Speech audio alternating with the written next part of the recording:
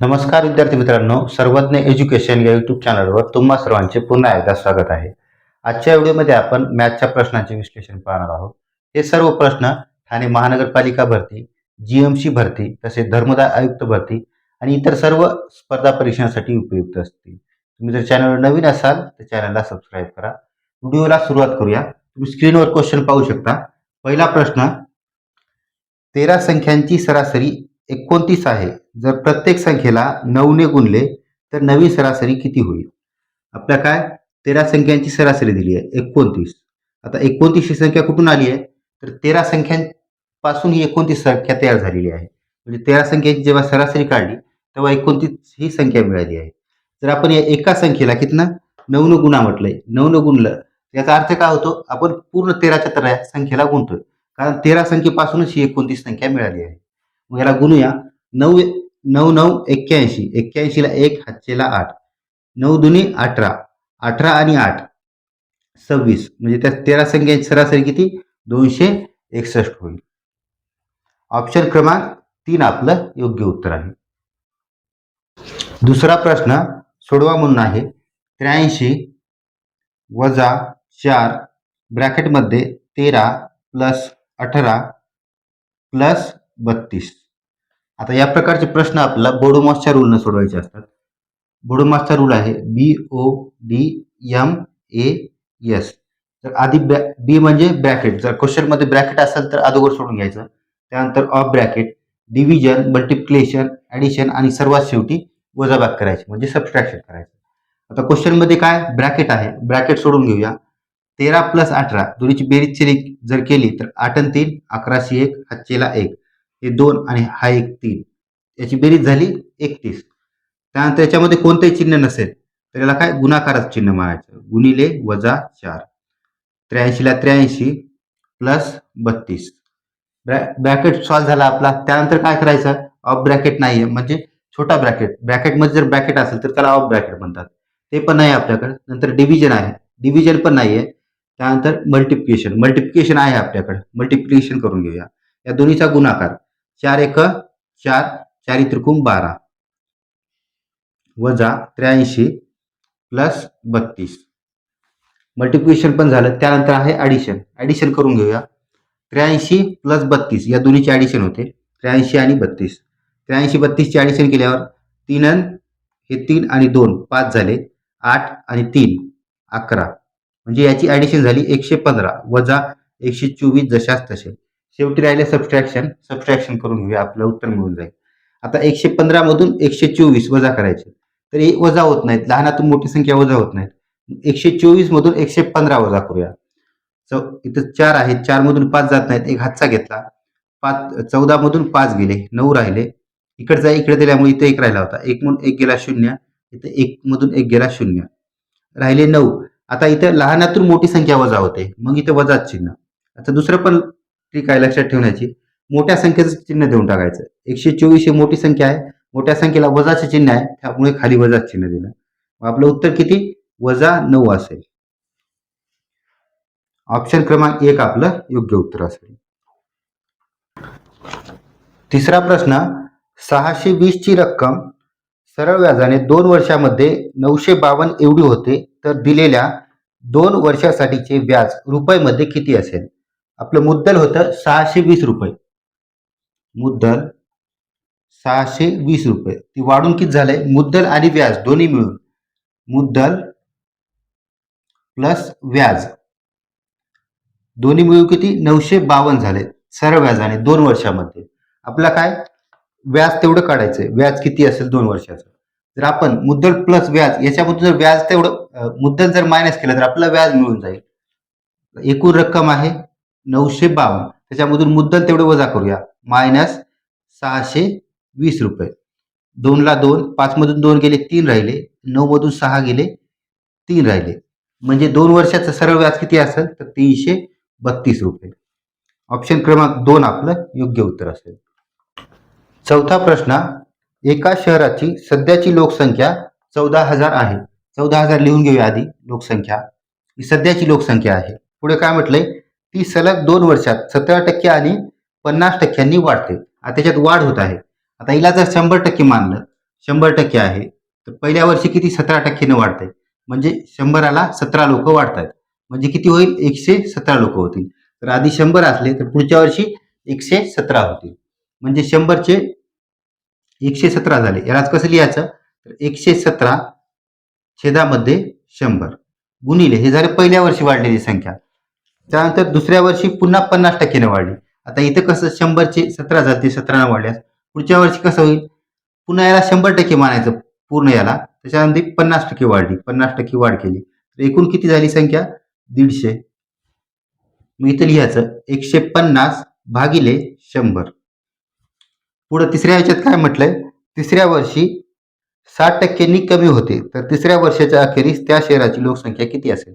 आता इथं तर वाढत होती, तिसऱ्या वर्षी काय झाली? कमी झाली. जर 100% मानली एकूण संख्या, त्याच्यापैकी किती? 60% लोकसंख्या कमी झाली आहे. म्हणजे किती राहिली? 100 मधून 60 गेले तर 40 राहिले. 40% लोकसंख्या शिल्लक राहिली. मग इथं घ्यायचं 40% लिहायचं म्हणून 100. आता याला सॉल्व्ह करूया म्हणजे आपलं उत्तर मिळेल. काय काय कटतं ते काटायचं.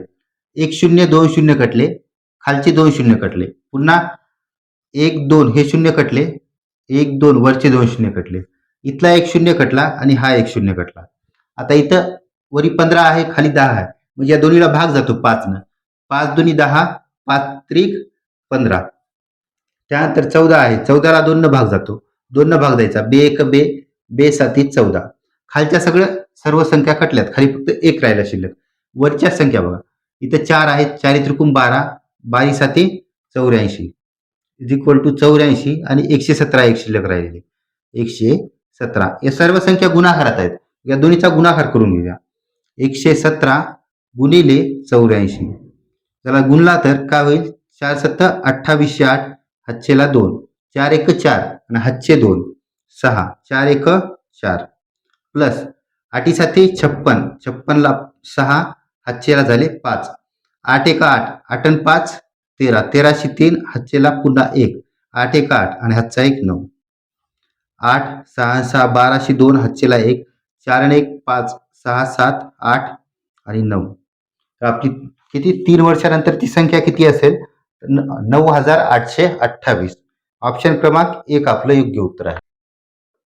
पाचवा प्रश्न, एका पाईपने एक टाकी 16 तासात भरू शकते, दुसऱ्या पाईपने भरलेली टाकी 64 तासात रिकामी होऊ शकते.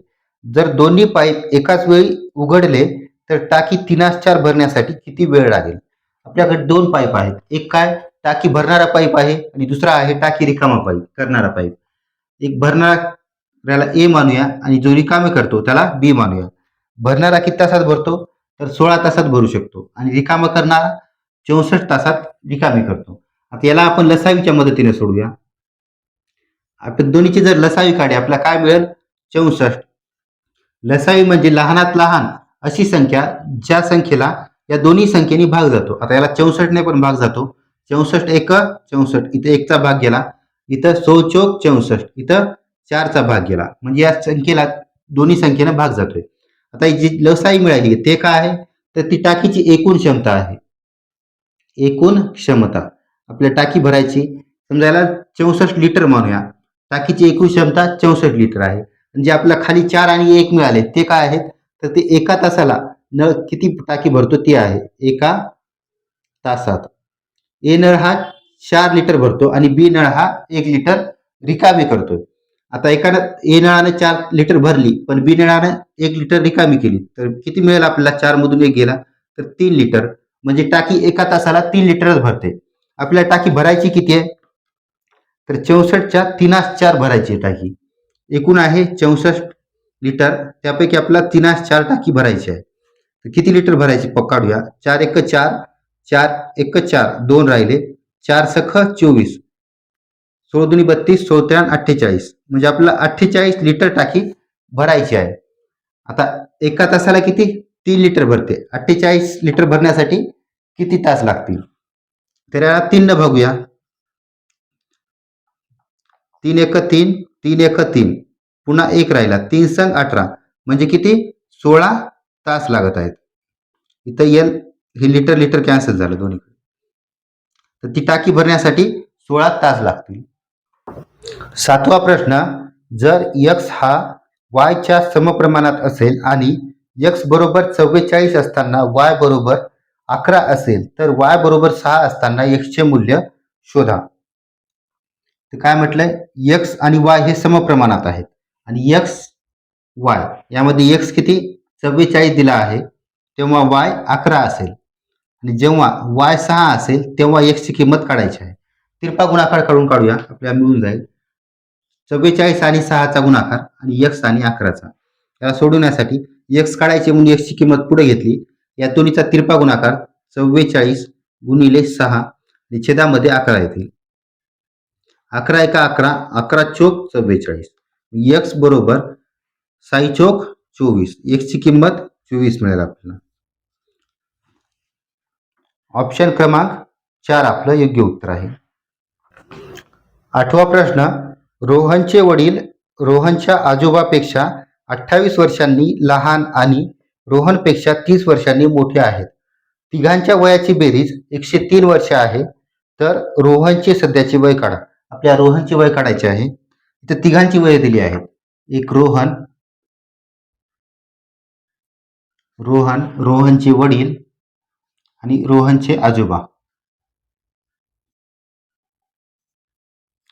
काय म्हटलंय? रोहनचे वडील रोहनच्या आजोबापेक्षा 28 वर्षांनी लहान आणि रोहनपेक्षा 30 वर्षांनी मोठे आहेत. आता रोहनचं जर वय एक्स मानलं तर काय म्हटलंय? रोहनचे वडील 30 वर्षांनी मोठे आहेत म्हणजे याच्यामध्ये 30 प्लस करावं लागतील. X plus 30. पुढे काय म्हटलंय? रोहनचे वडील रोहनच्या आजोबापेक्षा 28 वर्षांनी लहान आहेत म्हणजे आजोबा हे वडिलांपेक्षा पण 28 वर्षांनी मोठे आहेत. याच्यामध्ये पुन्हा 28 प्लस करायचे. हे झालं वडिलांचं वय. त्यामध्ये 28 प्लस केल्यावर आजोबाचं वय मिळेल. आता याची बेरीज करूया. एक्स प्लस 30 आणि 28, 8 ला 8 आणि 3 आणि 2 5 म्हणजे आजोबाचं वय किती? X plus 58. वडिलांचं वय एक्स प्लस 30 आणि रोहनचं वय एक्स. पुढं काय म्हटलंय? या तिघांच्या वयाची बेरीज 103 वर्ष आहे. तिघांच्या वयाची बेरीज करून घेऊया. रोहनचं वय एक्स, वडिलांचं वय एक्स प्लस 30 आणि आजोबाचं वय आहे ते एक्स प्लस 58. X plus 58. या तिघांच्या वयाची बेरीज 103 वर्ष. बेरीज जर केलं 1 2 3 हे किती? 3x प्लस 30 आणि 58 8 याची बेरीज 8 ला 8 5 आणि 3 8 दोन्हीची बेरीज 88 बरोबर 103 वर्ष. 3x बरोबर 103. आता हे प्लस आहेत याला जर बरोबर चिन्हाच्या पलीकडे नेलं त्याची काय होते? वजा बाकी होते. वजा 88. 3x बरोबर 103 मधून 88 गेले. 3 मधून 8 जात नाही. 13 मधून 8 गेले तर 5 राहिले. इथं 9 मधून 8 गेले 1 राहिला आणि एक इथं 0 इकडचा 1 तिकडे गेल्यामुळे 15. x बरोबर 15 गुणाकारातील 3 जर पलीकडे गेले तर ते भागाकारामध्ये जातील. 15 भागिले 3. x बरोबर 3 5 15. x ची किंमत 5 मिळाली आपल्याला आणि x हे काय? आपण रोहनचे वय मानले होते. आपल्या काय क्वेश्चन मध्ये रोहनचेच वय विचारलं आहे. रोहनचे वय सध्याचे वय काढा. x ची किंमत 5 असल्यामुळे रोहनचे वय पण 5च वर्ष आहे. तर वडिलांचं काढायचं असेल तर काय? एक्सच्या जागी 5 ठेवायचं. 5 प्लस 30 वडिलांचे वय किती होईल? 35. आजोबाचं काढायचं तर एक्सच्या जागी पुन्हा 5 ठेवायचं. 5 प्लस 58 म्हणजे किती होईल? आजोबाचं वय एकूण 63 वर्ष होईल. तिघांचे वय आपण काढू शकता. आपल्याला फक्त रोहनचं विचारलंय तर रोहनचं वय हे 5 वर्ष आहे. ऑप्शन क्रमांक 4 आपलं योग्य उत्तर आहे. 8वा प्रश्न, एका माणसाने रुपये 900 ला स्वेटर विकला आणि त्याला 10% तोटा झाला. त्याने 760 ला एक ट्राउझर विकली आणि त्याला 25% नफा झाला. तर त्याचा निव्वळ नफा रुपयामध्ये शोधायचा आहे आपल्याला. आता आपण इथं पहिलं तर डायरेक्टच काढू शकता. एका माणसाने 900 ला स्वेटर विकला आणि 10% तोटा झाला म्हणजे 1000 रुपयाची वस्तू 900 ला विकली तर 10% तोटा होईल. म्हणजे पहिल्याच तोंडीच काढू शकता. पण याला मेथडनं काढूया प्रॉपर. आता तो स्वेटर आहे, स्वेटरची किंमत माहीत नाही, त्याला काय करूया? एक्स मानूया. त्याला किती? 10% तोट्यामध्ये विकलंय म्हणजे 100 रुपयाची वस्तू आहे त्याला 10% तोट्यात विकल्यास किती? 90 ला मिळेल. याला कसं लिहायचं? ती वस्तू 90% ला विकली. 100% वस्तू होती पण ती 90% ला विकली. 90% त्यानंतर बरोबर कितीला विकली? रुपयामध्ये तर 900 रुपयाला. म्हणजे आपल्या याला जर सोडवलं तर मूळ किंमत मिळून जाईल. एक शून्य 2 शून्य कटला, खालचा एक आणि वरचा एक शून्य कटला. पुन्हा x बरोबर, आता जे गुणाकारात असतं ते भागाकारामध्ये जातं पलीकडे गेल्यात बरोबर चिन्हाच्या, आणि जे भागाकारामध्ये आहे जर पलीकडे गेलं तर ते गुणाकारामध्ये होतं. भागाकारातली बरोबर चिन्हाचं जर पलीकडे नेलं तर गुणाकारामध्ये, आणि गुणाकारामध्ये जर असेल याला जर आपण बरोबर चिन्हाच्या पलीकडे नेलं तर ते काय होईल, भागाकारामध्ये होईल. आता याला सोडवा. 910 हे काय भागाकारामध्ये छेदामध्ये आहेत म्हणजेच भागाकारामध्ये आहेत. त्याला जर पलीकडे नेलं तर काय होतील, गुणाकारामध्ये जातील. म्हणजे 900 गुणिले 10 भागिले, आता हे 9 एक सोबत गुणाकारामध्ये आहेत, x गुणिले 9 हे गुणिले आहेत, पलीकडे नेलं बरोबर चिन्हाच्या तर ती काय भागाकारामध्ये जातील. 9 भागाकारामध्ये आले. x बरोबर 9 एक 9 9 एक 9, एकचा भाग गेला. त्यानंतर वरी इथं 100 राहिले आणि 10, 100 10 1000, म्हणजे x ही काय, x ची किंमत आपल्याला 1000 मिळाली. आपण x काय मानलं होतं, स्वेटरची मूळ किंमत मानली होती. म्हणजे ही किती झाली, मूळ किंमत 1000 रुपये. तोट्यामध्ये विकल्यानंतर ती 900ला विकली. आता दुसरं काढायचं आपल्याला. त्याचप्रमाणे त्याने 760ला एक ट्राउझर विकली आणि त्याला 25% नफा झाला. आता ट्राउझर बघा, ट्राउझर 760ला विकली आहे. आता मूळ किंमत माहिती नाही इथं, पण याला काय करूया, x मानूया. 25% नफा झालाय म्हणजे काय होईल, इथं किती 10% तोटा झाला म्हणून मायनस केलं. आता 25% नफा झालाय म्हणून काय करायचं, 25 प्लस करायचे म्हणजे किती होईल, 125%. म्हणजे 125 छेदामध्ये 100 बरोबर कितीला विकली त्यानं, 760 रुपयाला. याला जर सोडवलं तर आपला या ट्राउझरची मूळ किंमत मिळेल. याला कितनं भाग जातो, 25 न भाग जातो. 25 पाचा 125, 25 चोक 100.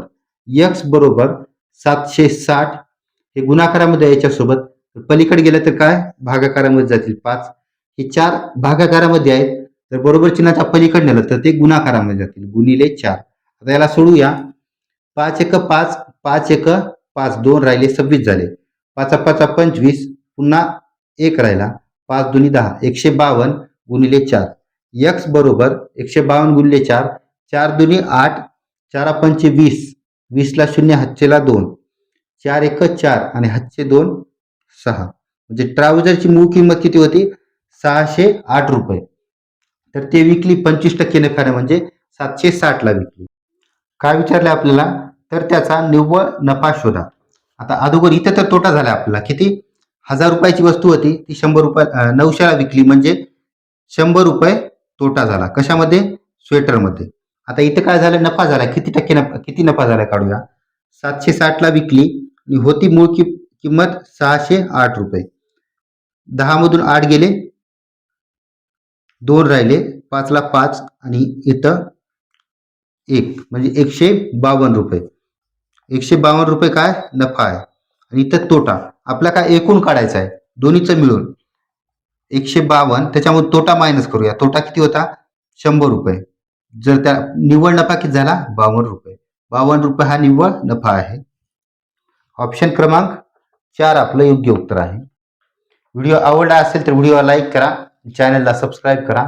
या सेशनच्या PDF साठी सर्वज्ञ एज्युकेशन या टेलिग्राम चॅनलला जॉईन करा.